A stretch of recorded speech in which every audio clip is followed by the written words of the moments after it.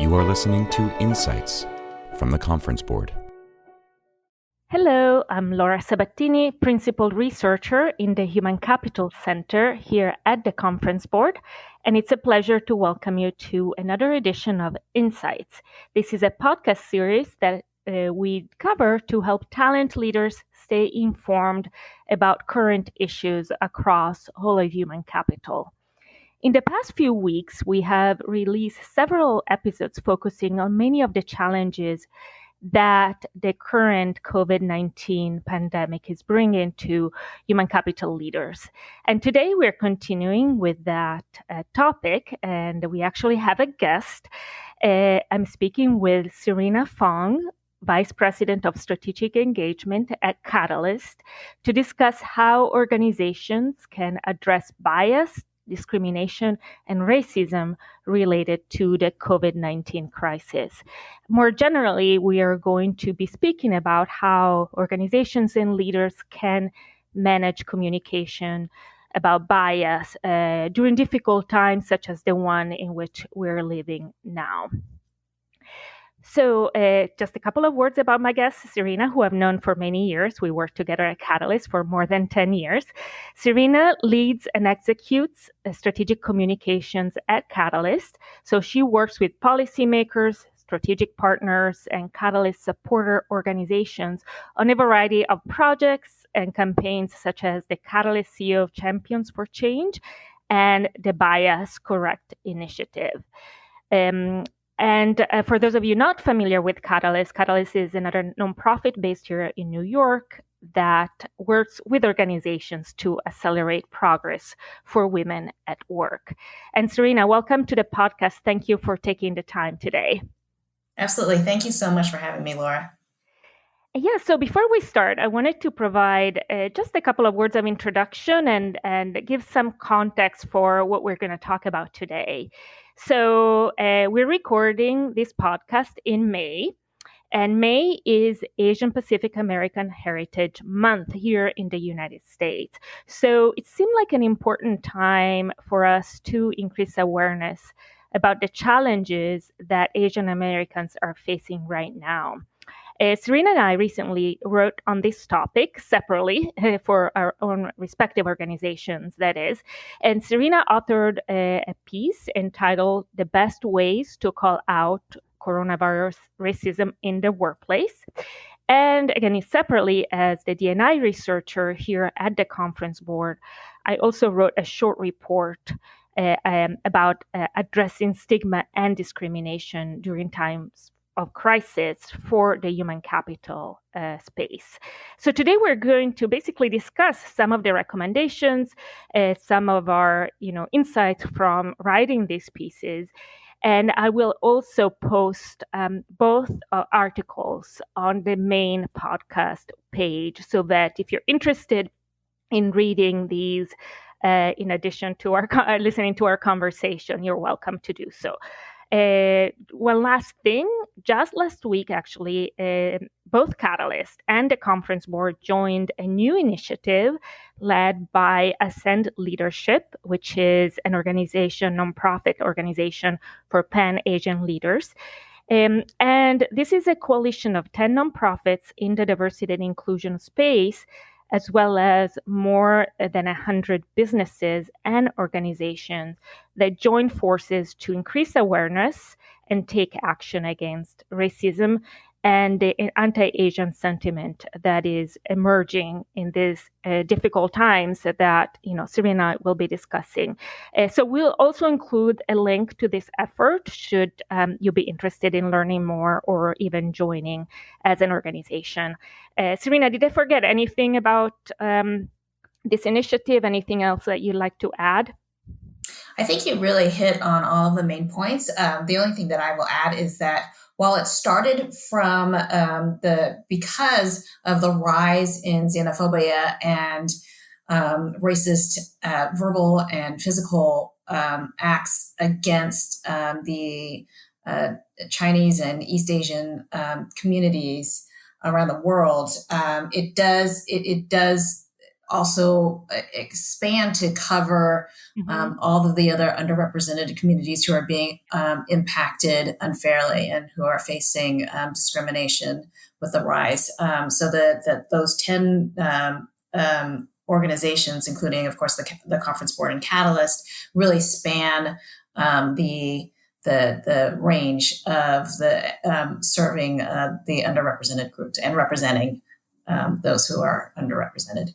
That's very helpful, and I think definitely that we're seeing a lot of inequality in people's experiences with what's happening now, from not only the workplace and who's being laid off or who's losing their jobs, but also in terms of healthcare, and so I definitely see a lot of those connections. Thank you.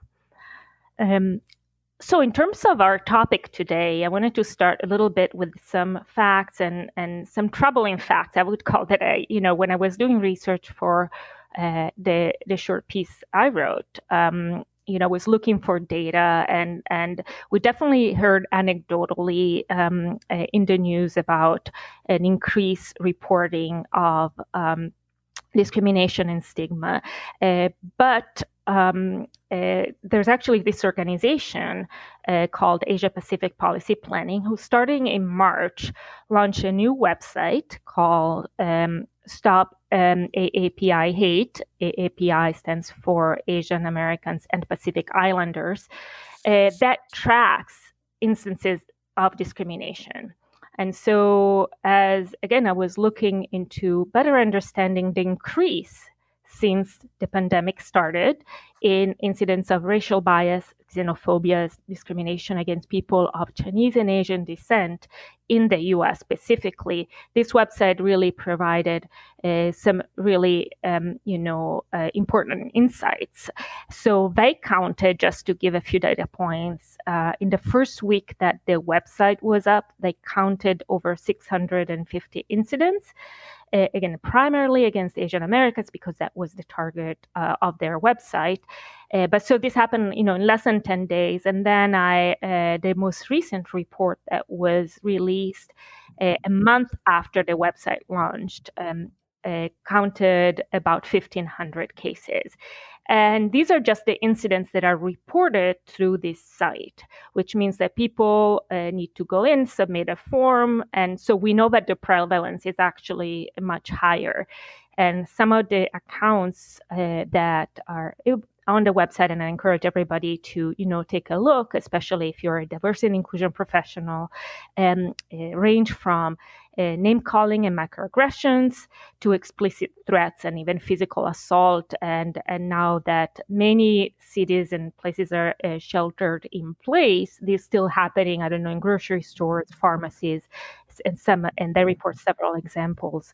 And in the workplace, the reports tend to be a little different, but they still include, for example, receiving inappropriate comments and remarks about having contracted the virus, and in some cases being asked to leave. So this was a little bit my experience, reading about this and to understand what's happening. Serena, what did you find in your research? Yeah, absolutely. Thanks, Laura. I think that I found very much similar incidents that you're just describing. But I think I'm experiencing it a little bit differently because I'm a third generation Chinese American. And one of the reasons why I wrote the blog is because it was happening to me very personally. It was impacting me very personally. And so, given the work that Laura and I both do, I thought that it would be a good way to speak out, and to what I think I found is one way to make the messages and the action items that we'll get into later on, to make it very personal and and really drive them home, is when you have a first person account. And so unfortunately, I could provide that. So, one of the things that what I found, though, as I was doing the further research, is something that you've already touched upon, Laura, which is that in terms of workplace acts, they are primarily microaggressions, and it's comments that are made, such as oh, I don't, before we were all required to shelter in place, they were things that they were actions such as people not avoiding sitting next to somebody who is Chinese or East Asian, comments, little jokes, so to speak, of people saying, well, I'm not, I'm never eating Chinese food again, and things like that. So it was those kinds of situations were prevalent. But then even when you moved to sheltering in place, you still heard those kinds of remarks and those kinds of comments happening. The other thing that I found is that these personal experiences it was very much shared among the Asian Pacific Islander community, which interestingly, I thought it provided comfort, as well as being very upsetting, comfort because personally I kept saying, am I being paranoid? Am I just being crazy? But then by seeing this, it's like, okay, so no, I'm not crazy. I'm not being paranoid, but oh my God, I'm not being crazy and I'm not paranoid. That's happening. It was crazy. The other thing I think was that I thought was particularly, fascinating was the fact that this was, and again, you touched upon this earlier, that this misinformation and fear brings about the already existing negative stereotypes and prejudice. It's bringing it all up to the surface. And we're seeing that, not only the systemic racism and discrimination that's happening, it's becoming much more pronounced because not only to the Asian American Pacific Islander community, but to other communities that are underrepresented. Definitely. No, this is, and it's so interesting because, you were talking, and of course, I'm not Asian American, so you can tell. So my experience researching was different, but also it's interesting to see sort of the misperceptions that others have. So when I was, I interviewed some organizations and some leaders, and many leaders who may have definitely have Asian Americans within their workforce, they were not always aware that this is an issue now. And some, there was some press about this happening early on. And I don't know if they really continue to cover to the same extent. And it's interesting how much people's perceptions are influenced by that. But even speaking, many said, well, now we all have, this pandemic is now global. So why would people still be targeting Asian Americans? And so that's why the case is, hearing the voices of those who do feel still targeted and sort of understanding that this is not just about the pandemic, but it's about something that was already there and it's just being amplified. It's really important, I think, for organizations to understand because, their employees or their colleagues may not go to, you and express this. They may not feel comfortable doing so. Yeah, absolutely. Those are great points.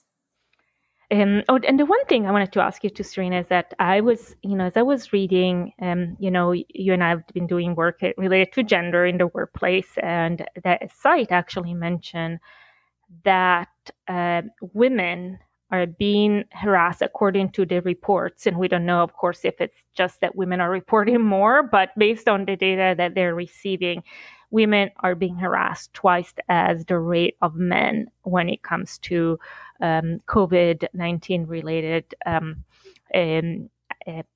bias and discrimination. Have you noticed, have you seen additional data on that based on your work?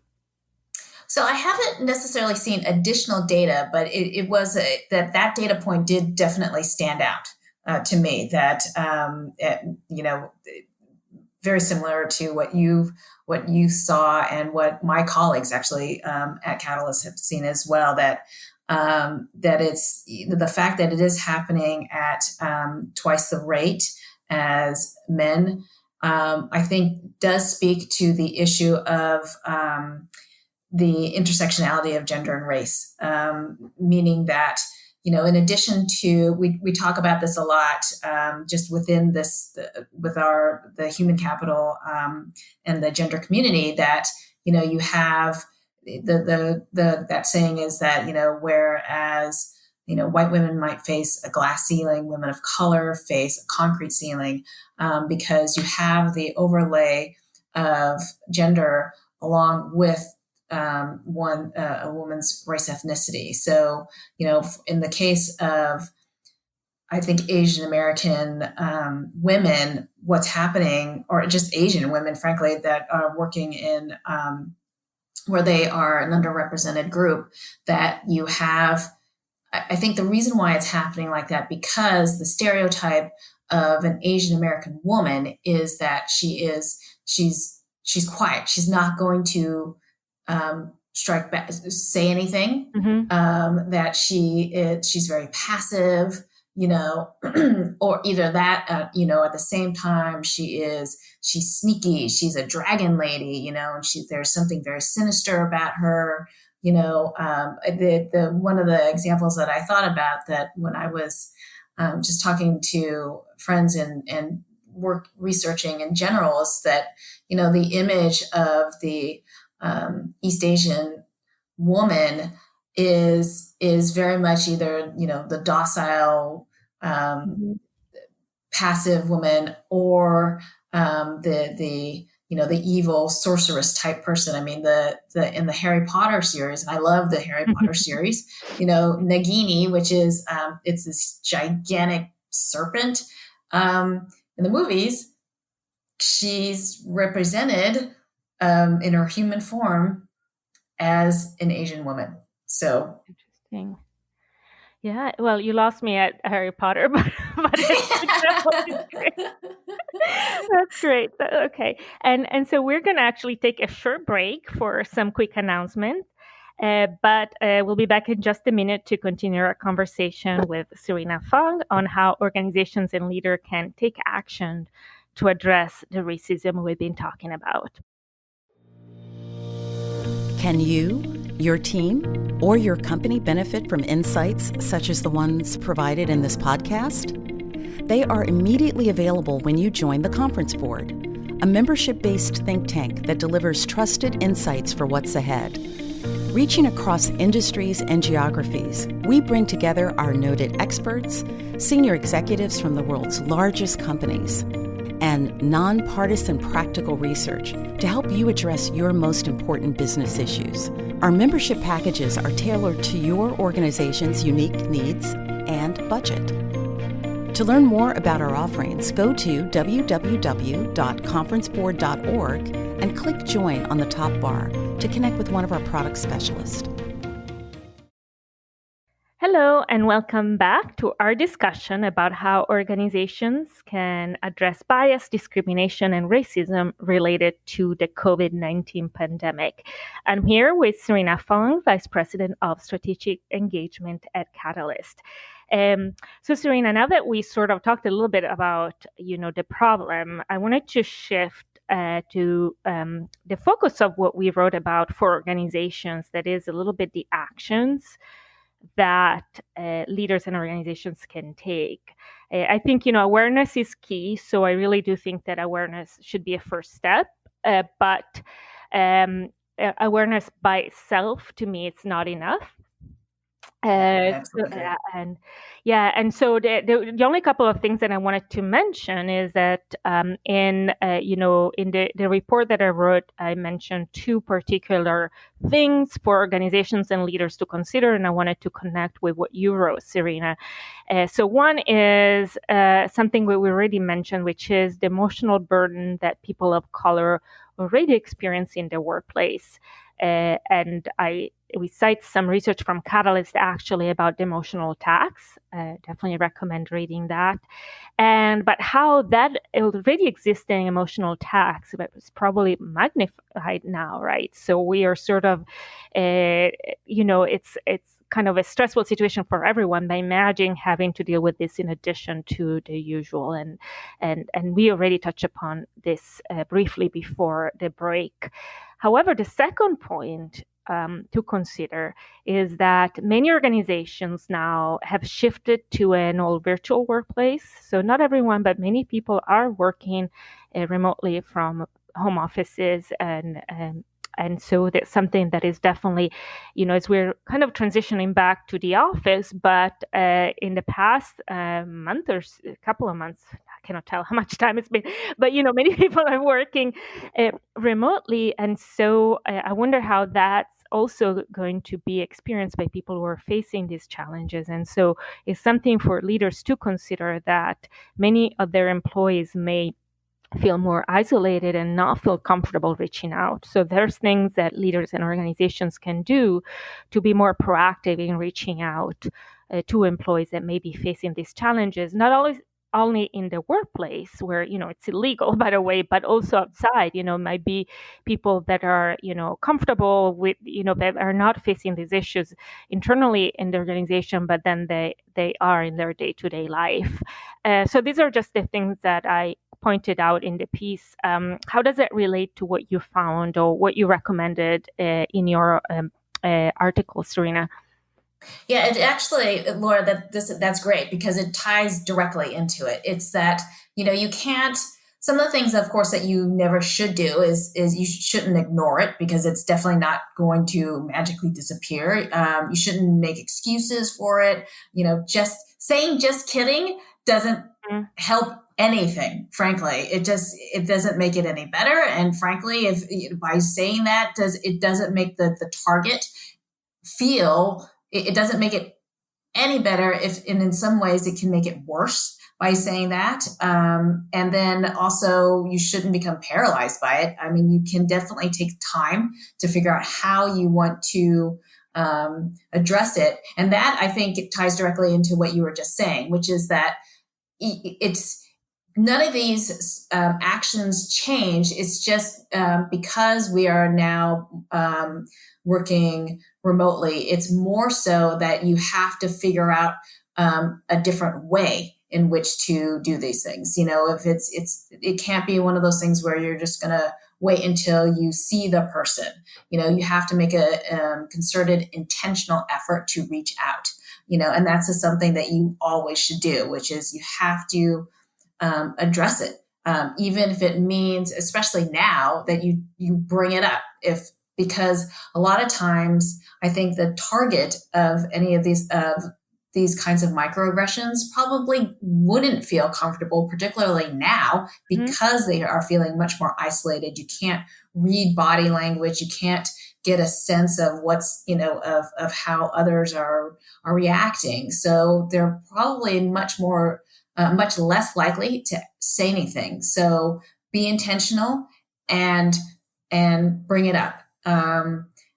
I think also you do need, along the same lines, is you should just, you should reach out and talk to those who are involved and who are there. So make it create a safe space so that it can be addressed, and particularly so that the target knows that it's being addressed, and that and your team knows that it's being addressed, and that something has happened. Just increasing that awareness, because as Laura, you said, awareness is critical, and it's critical, and as well as taking action to address it is critical.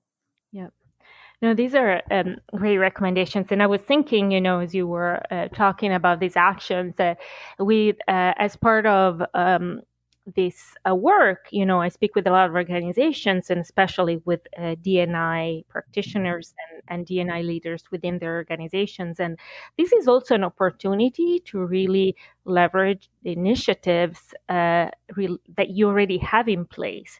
So you don't necessarily have to start from scratch. But, I heard a couple of organizations that are actually working with their employee resource groups to reach out to people, create, brown bags events, and also provide insights to the leaders about what their employees are facing. So one organization had their employee resource groups leaders, and not only the Asian Pacific employee resource groups, but any leaders, check in with their members and sort of figure out how they could help. I know one organization, for example, got feedback that related to working parents. And so, there's different ways that you can get input from your employees, because not everybody will necessarily feel comfortable going to their managers or going to HR. And then I'm thinking also, all the leadership development, inclusive leadership training, all the things that many organizations have started to do to provide skills to leaders to have these difficult conversations. This is really the time that they can use it and do something about it. And so it might be a great opportunity to really make the best out of all these different initiatives that they've already invested in. Yeah, absolutely. I 100% agree with you, Laura, that, a lot of the good organizations have these tools in place. They have the tools, they have the processes, they have the initiatives, they have the structures and the policies in place. So this is one way that you can see them in action. So because if there's any time that it's truly important to utilize those tools, programs, processes, and policies, it's now. Yep. Yeah. And you're right. And it's like organizational. So it's also multi-pronged approach, right? So organizational solutions, even the work from home policies, work-life policies, that we've been talking about for many years, leadership, and then also engaging employees, make sure they have a voice and they feel comfortable, bring it up. And this is all things, again, that in these difficult times, that's when it really shows up. And it could be a great opportunity to double on these programs. Totally. Great. So anything else, I think we're at time, and I just wanted to check in. Anything else that we didn't talk about or that you want to mention? Any other thoughts on these topics, Serena, that you'd like to share with the audience? I think I just want to, first of all, thank you so much again for having me on and taking on this topic, because it is so important, particularly right now. I think the only other thing that I just want to continue to drive home is that, the burden should not be on any target of discrimination. It really is they're already facing a lot of, they already have a lot of the burden on them. So organizations can go make a huge difference by being an ally and dealing with it directly and thoughtfully. So, and I think if anything, that can just help and provide support and space for not only the API community right now, but again, all the communities and employees who are facing this kind of discrimination and dealing with all this right now. There's a lot.